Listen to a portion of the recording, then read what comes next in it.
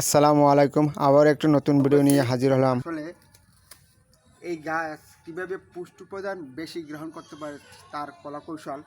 লাউ গাছ দেখেন, এখানে আমার এক পরিচিতি এই লাউ গাছ লাগাইছে 1 বিঘা দূরেতে, কিন্তু এটা নিয়ম হয়েছে কমপক্ষে 1 হাত বা 1.5 ফুট দূরে দূরে লাগাইলে খুব উত্তম।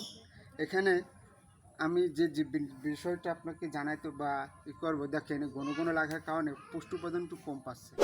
এখানে যদি আর একটু দূরে দূরে লাগাইতে হলে এই পুষ্টি উপাদানটা আর একটু বেশি পাইতো। আর একটা বিষয় আপনাদের জানাবো যে আপনারা যখন এই লাউ গাছ লাগাবেন, একটু দূরে দূরে লাগাবেনই, তার সাথে সাথে একটু প্রচেষ্টা আছে। এই যে লতাটা আপনারা সবসময় খেয়াল রাখবেন, এই লতাটা আগেই সরাসরি মাটি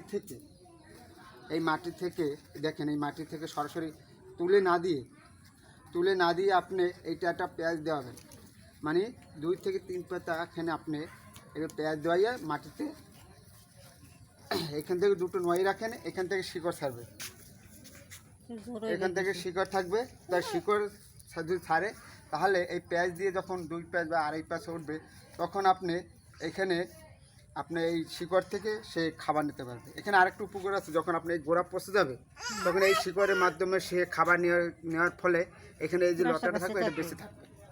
আর এদিকে করি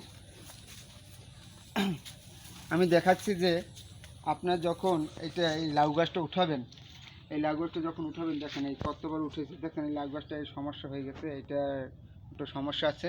আপনি যখন এই লাউ গাছটা একটু সরাসরি না বাওয়াইয়ে আপনি এই লাউ গাছটা একটু পেঁয়াজ দেবেন। এবার একটা পেঁয়াজ দেওয়ার পর আপনি যেভাবে দেন এবার একটা পেঁয়াজ দেবেন। পেঁয়াজ দিলে এই শিকড়, এই পাতার মাধ্যমে এই শিকড় ছাড়বে। এই শিকড়ের মাধ্যমে আপনি এই পাতা গোড়া থেকে এই গোড়া থেকে শিকড় ছাড়লে এটা মাটি থেকে সে পুষ্টি উপাদানটা বেশি নিতে পারবে। পুষ্টি উপাদান পেলে তা এটা মোটা তাজা হলে আপনার ফলন বেশি আসবে। এরপর আরও কিছু ফলন বৃদ্ধি করার ভিডিও আমার সামনে পাবেন, আমি সামনে দেখাবো। কিন্তু তার আগে এই যে আপনি লেগেইছেন, এই জন্য সরাসরি না উঠিয়ে আপনি এই একটা মসুর দিয়ে উঠাবেন। এই যে আমি এখনই একটা মসুর দিয়ে আপনার দেখাই। যখন এই যে মসুরটা দেবো,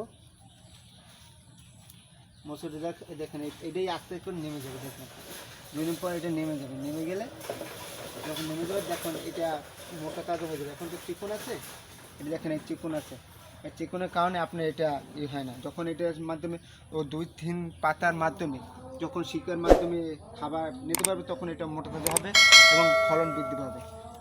আপনার যদি এই ভিডিওটা দেখেন, এই ভিডিওটার মাধ্যমে আপনারা এটা করতে পারেন। ধন্যবাদ।